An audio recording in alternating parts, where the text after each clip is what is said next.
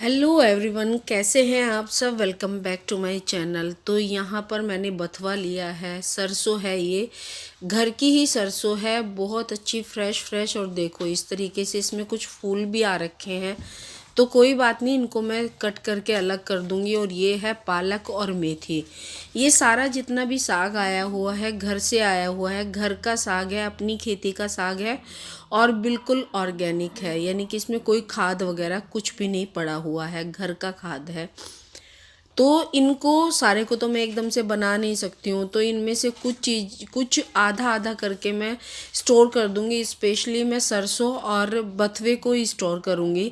तो आपको क्या करना है, अगर आपको 10 से 15 दिन के लिए आपको इस तरह की चीज़ें, अपनी हरी सब्जियों को स्टोर करना है, तो ये जो थैले आते हैं ना, हमारे कपड़े वाले जो थैले आते हैं, तो इस तरीके से आप अच्छी तरीके से धो करके सुखा करके, जब इनका मॉइस्चर ख़त्म हो जाए, तो इस तरीके से लपेट के आप आराम से इनको 10 से 15 दिन के लिए स्टोर कर सकते हैं, या आप सीधे लाएं और उनके सुखा करके रख लें।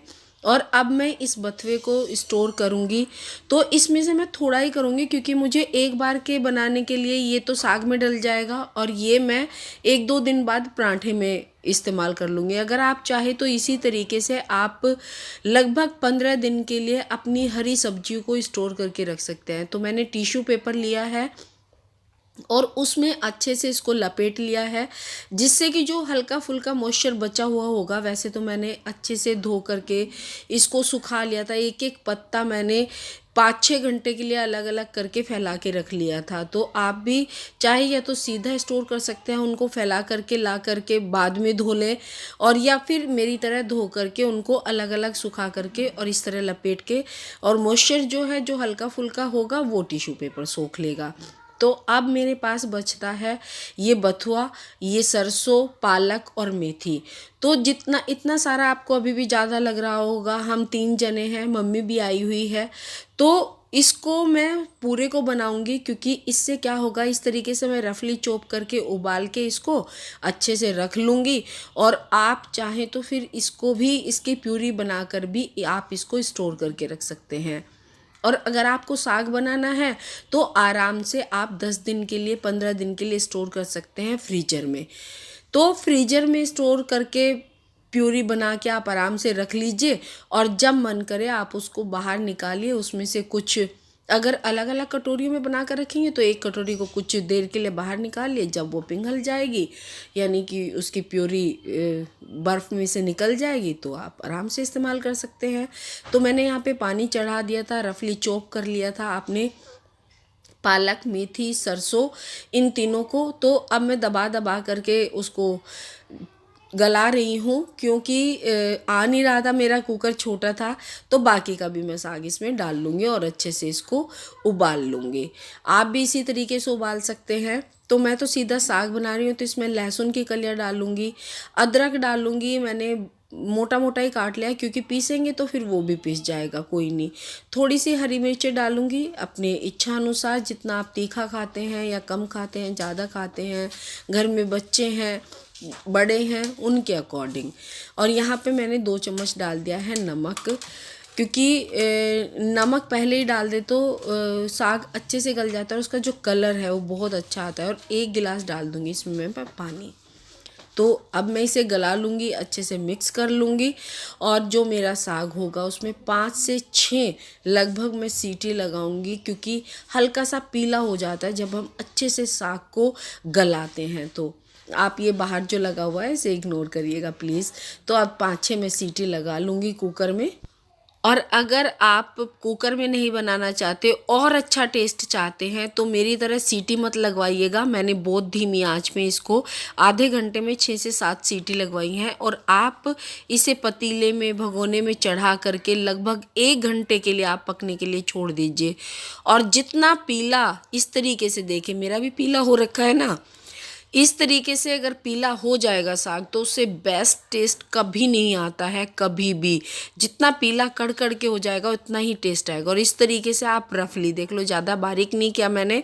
इस तरीके से आपको पीसना है और फिर तड़का लगा लेना है। तो चलिए, तड़के के लिए मैंने तैयारी की है। तो मैंने टमाटर काटा है, लहसुन है, प्याज है, साथ में मैंने उसमें से थोड़ा सा साग अलग निकाल लिया है, क्योंकि सारे साग में मैं तड़का नहीं लगाऊंगी, थोड़े से मैं लगाऊंगी। इधर मैंने आटा बना करके रख लिया है, लेकिन तड़का लगाने से पहले तो चलिए हम अपना जो ये हमने साग निकाल के रखा है उसमें आलन लगाते हैं। और आलन लगाने के लिए यहाँ मैंने गेहूं का आटा इस्तेमाल किया है।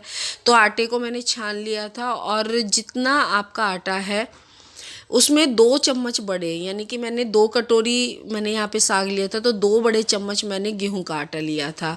आप चाहे तो बेसन का भी लगा सकते हैं आलन जो है, और आप चाहे तो मक्का के आटे का भी आलन लगा सकते हैं। और इधर मैंने अब पैन चढ़ा लिया था। जब मेरा तेल गरम हो गया तो मैंने उसमें जीरा डाल दिया। जीरा हो चटक गया तो मैंने उसमें लहसुन और प्याज डाल दिया।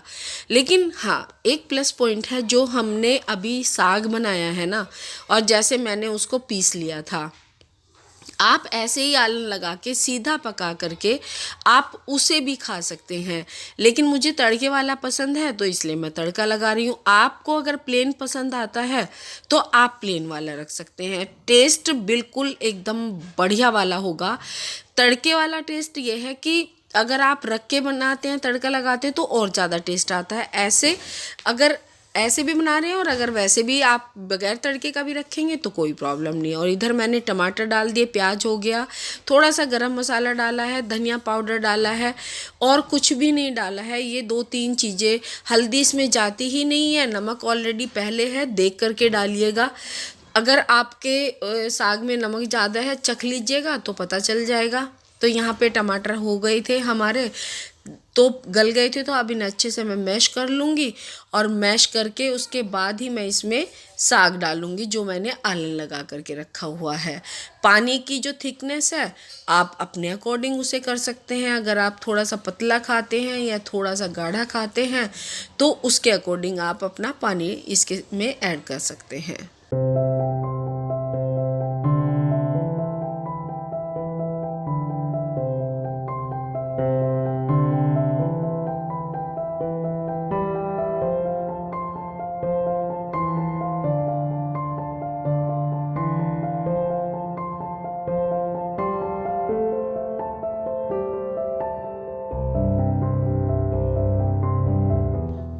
और ये देखिए, करते करते साग पे ना हल्की सी पपड़ी आ जाती है। जब साग पूरा प्रॉपर तैयार हो जाता है, वो हल्की सी पपड़ी आने लगती है, इसका मतलब है साग बन के हमारा तैयार हो गया है। हेलो एवरीवन, कैसे हैं आप सब? Welcome back to my channel. और सुबह के बज रहे हैं 11। सुबह नहीं, दोपहर होने वाली है। दोपहर भी नहीं है, सुबह भी नहीं है, लेकिन सर्दी की सुबह है या सर्दी की दोपहर है तो वो दोपहर ही होगी। आपको पीछे से आवाज़ आ रही होगी, कपड़े धुल रहे हैं और मैंने लगाया है हेयर कलर। और मम्मी और सोहित गए हैं गांव में, कपड़े काफ़ी धुल चुके हैं। और आज मेरे चेहरे पे मुझे स्वेलिंग दिखाई दे रही है, आ तो रही है 2-3 दिन से। मैम भी कह रही थी कि चेहरे पर मैम स्वेलिंग आ रही है आपको स्कूल में। तो जब हम कहीं रोज़ जाते हैं तो पता चल जाता है, और क्यों स्वेलिंग आ रही है मुझे खुद नहीं पता। मेरा बड़ा बड़ा सा चेहरा मुझे दिखाई दे रहा है। काम ख़त्म हो चुका है। ये वाली बेडशीट बिछाई है मैंने आज दीवान पे, ये चेंज किए हैं मैंने कुशन कवर। और ये आप कहेंगे कि पहले भी यही थे, लेकिन नहीं, चेंज हो चुके हैं। और कुछ कपड़े धुल के रखे जा चुके हैं, एक इधर डाल दिए है क्योंकि बाहर जगह नहीं बची थी। और बाहर का दिखाती हूँ आपको, बाहर भी देखिए ऐसे धुल चुके हैं, अंदर भी धुलने लग रहे हैं। और इधर का भी मैंने खूब अच्छे से साफ़ सुथरा मेरा बेड लग गया है। और ये मेरा कंबल ऐसे कैसे डाल दिया मैंने, क्योंकि मुझे ना बेड पे कंबल चाहिए ही चाहिए। और अब मुझे नहाने जाना है, और अभी वहाँ पे पर्दे वर्दे नहीं लगे हैं। डस्टिंग कर दी है अच्छे से, अलमारी अच्छे से क्लीन कर दी है, काम ख़त्म हो चुका है। पहले नहाऊंगी, कपड़ों को समेटूंगी, उसके बाद आप लोगों से मिलती हूँ।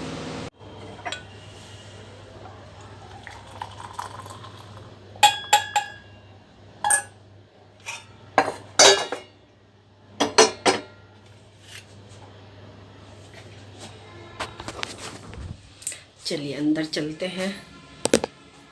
और बारिश का मौसम हो गया है, देखिए अच्छी खासी धूप निकली हुई थी जब मैं नहाने गई थी, और कपड़े ख़त्म किए जब मैंने अपने। और मैं लाई हूँ क्या, समझ में आ गया, चने उबले हुए थे यानी छोले। तो मैंने सोचा, हल्की सी भूख लगी थी काम करने के बाद। मम्मी और सोई तो गांव में गए हैं, मैंने आपको बताया। तो मैंने सोचा जब वो लोग आएंगे मैं तभी साग बनाती हूँ। मैंने उबाल के रख दिया है, आप लोगों को दिखाया भी। और उबाल के रख के और मैं उसे ठंडा करने के लिए छोड़ के और मैं नहाने चले गई थी। तो मैंने सोचा चलो जब तक साग ठंडा होता है तो मैं नहा के आ जाती हूँ। और मैं नहा के आ गई, बाल भी अभी गीले हैं पीछे की साइड से। तो अभी मैं हल्की सी भूख थी तो मैंने चने की ये चाट बनाई है। थोड़ी सी इमली की चटनी डाली, नमक डाला, मिर्च डाली, सारी चीज़ें डाल करके, और चाय के साथ में टेस्टी सा स्नैक कह लो आप, और हेल्दी कह लो इसको। तो मैं उबाल के रख लेती हूँ। हल्का सा मैंने इनको गर्म किया था, बस डाल के मिला के और अपने लिए ले आई।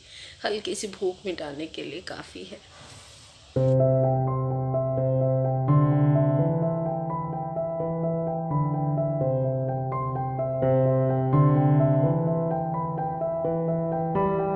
पता आज क्या हुआ? आज ये हुआ कि मैं लेटी रह गई और मुझे याद आया एकदम से अब 5 बजे कि मैंने दूध नहीं लेके आई हूँ मैं।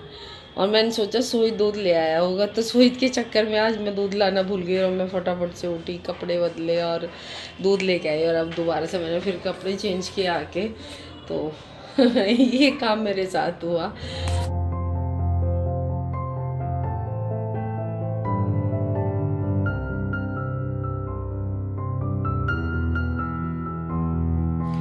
और मैंने नीचे से देखा मौसम बहुत अच्छा हो रखा है, तो इसका मतलब है ऊपर आना तो बनता है। तो मैं आ गई हूँ ऊपर मौसम का मज़ा लेने के लिए। ये वाला मौसम देख के ना इतना अच्छा मेरे से रहा नहीं गया। मैं ऊपर आ गई, सोचा था किचन में जाऊँगी काम करूँगी, लेकिन नहीं, मैं फिर ऊपर आ गई। और मेरे मुँह पे स्वेलिंग देखो दिख रही है ना, खूब बड़ा सा वाला मुँह हो रहा है। इतना बड़ा, जब मैं मोटी थी ना तब इतना मोटा मुंह था मेरा, इतना बड़ा। और मुझे इतना अजीब सा लग रहा है आज मुझे अपना फेस। और सोहित भी आया मेरे साथ ऊपर, दोनों माँ बेटा। हम अब थोड़ी देर घूमेंगे, फिर उसके बाद हम किचन में चलेंगे, फिर हम अपना दूध वूध गर्म करेंगे और अपना काम ख़त्म करके हम पढ़ेंगे। सोहित मैं भी यही सोच रहा था ये पक्का अपना बना नहीं रहा था, सोच रहा था ये। हाँ।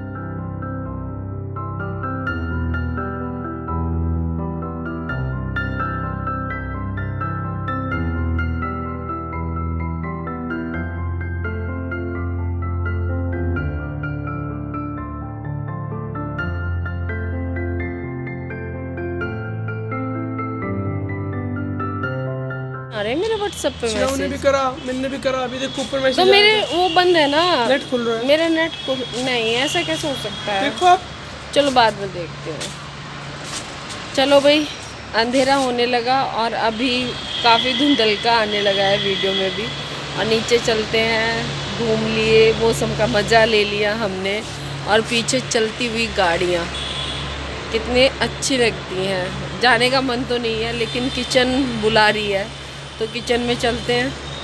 ठीक है, मैं नीचे जा रही हूँ बेटा, और मैं खोल दे रही हूँ टैंक। क्या? टैंक खोल दे रही हूँ, ये डंडा लेके आई हूँ। नहीं चलो नीचे टैंक तो खोल दिया। इंतजार कुछ नहीं करके आए हम, बस ऐसे ही मजा लिया मौसम का।